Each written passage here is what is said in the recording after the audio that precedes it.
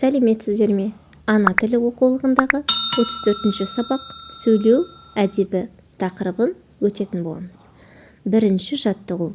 Өлеңді тыңда. Сәлем бер. Үлкенді көрсең, сәлем бер. Басыңды иіп, кідіріп. Әдеппен келіп амандас, жанынан өтпей жүгіріп.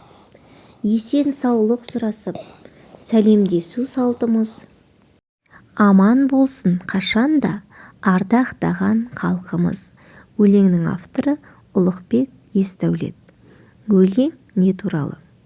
Өлең сәлемдесу, сәлем беру, үлкенді көрсең сәлемдес, яғни үлкенді үйге келген қонақты көрген кезде басымызды иіп сәлемдесу туралы, амандасу жайлы екен. Балалар, сендер үлкендерді көрсеңдер амандасасыңдар ма? Жарайсыңдар. Енді екінші жаттығуға назар аударайық. Мақалды көркем жаз. Әдептілік белгісі иіліп сәлем бергені. Мақалды оқыдыңдар ма балалар? Яғни иіліп сәлем бергендерің сендердің әдептіліктің белгісі екен. Бүгінгі тақырыбымыз сөйлеу әдебін біліп ал. Яғни сөйлеу әдебі туралы тақырып өттік, балалар. Біріншіден, үлкенді сыйлауымыз керек. Екінші, үлкен сөйлегенде, бөтен адам сөйлегенде біреудің сөзін бөлмеуіміз керек.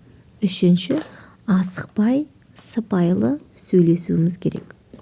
Осының барлығы сөйлеу әдебіне жатады екен. Үшінші жаттығу. Жаңа кездескен адамдармен қалай амандасасың? Танысқан кезде қандай сөздерді қолданасың? Амандасу түрлерінің қайсысы дұрыс?